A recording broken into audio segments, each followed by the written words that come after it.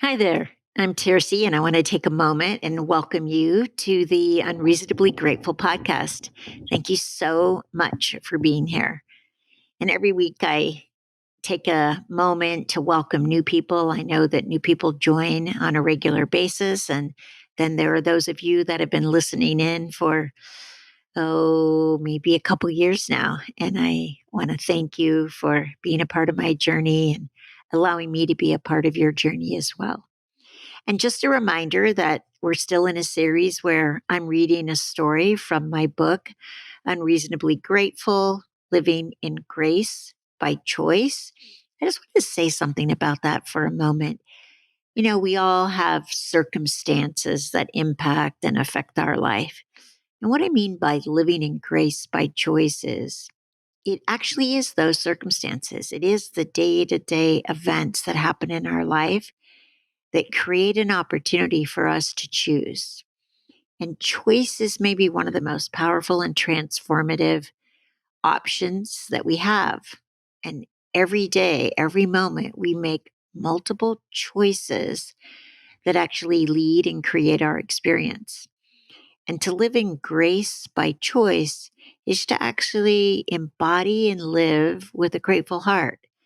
It's gratitude and grace are the same base words. So when we're grateful, when we can keep our attention on all that we already have and how blessed we actually are, even in the face of challenging circumstances, you actually have access to grace.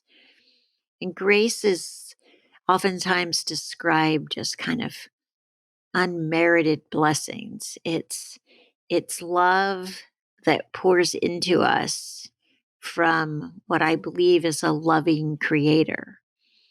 And we don't have to do anything to earn it.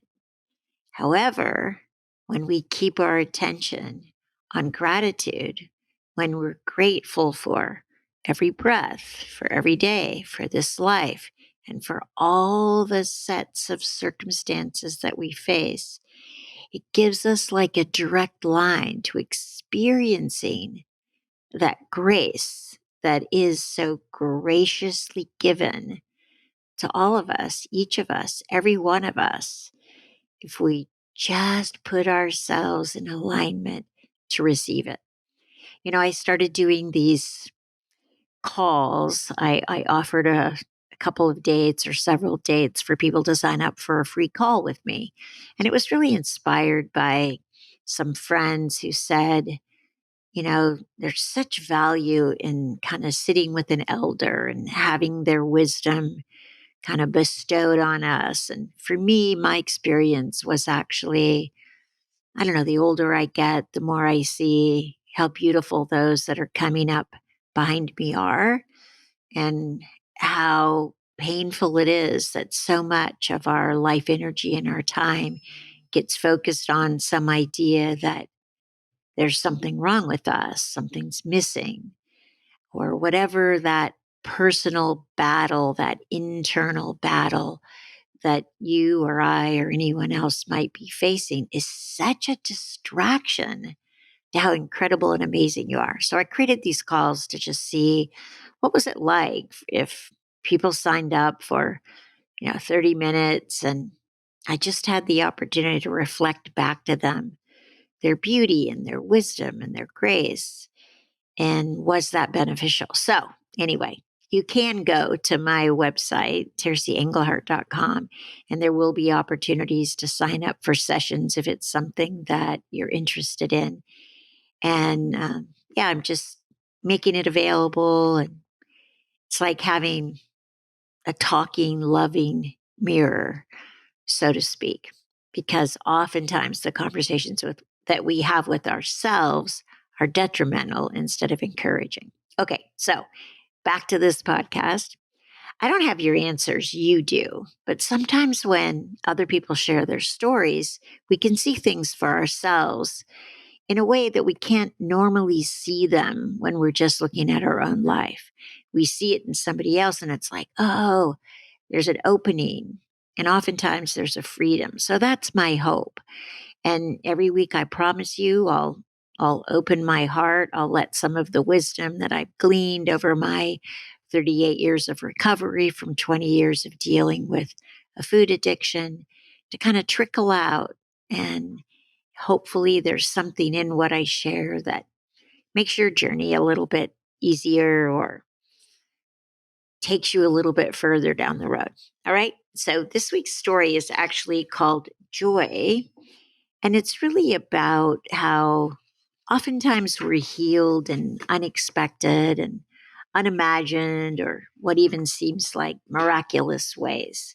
And this particular story, if you're following along in the book, is chapter 49. The year I assigned to it is 216, and it's on page 77, and it's titled Joy. I became aware that fear was sneaking into my life, beginning to rob me of some of my joy.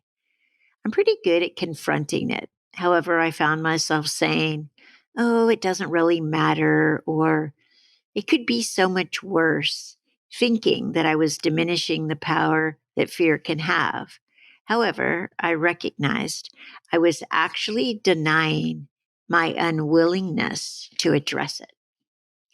I wrote a letter to my ex husband asking if it would be okay for us to dance together at our son's wedding. I also asked if I would be able to come and see him if he was dying before I did. I didn't know why these questions arose, they just did.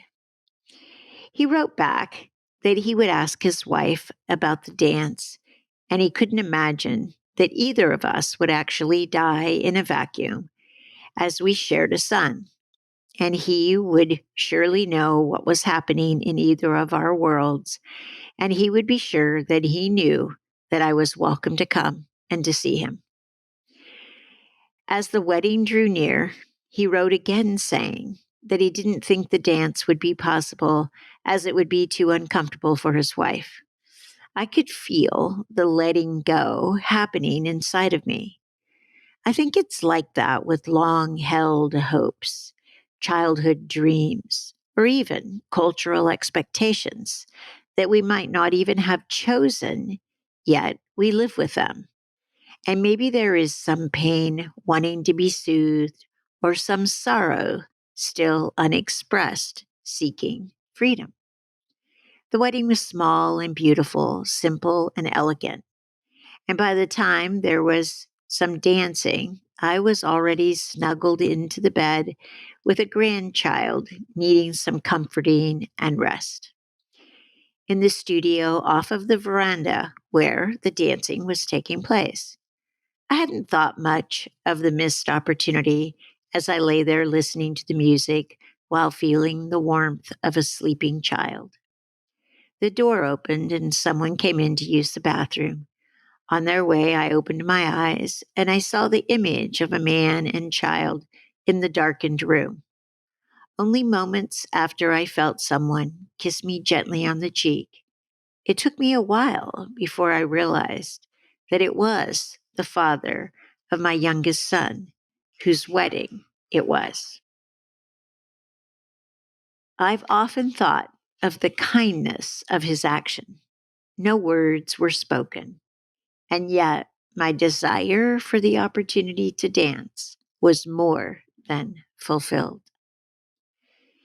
And the message at the bottom of this page says, God works in miraculous ways to heal the brokenhearted. So again, I think, in this story, I've thought about it. I've never talked to him about it. I don't actually know for certain that it was him.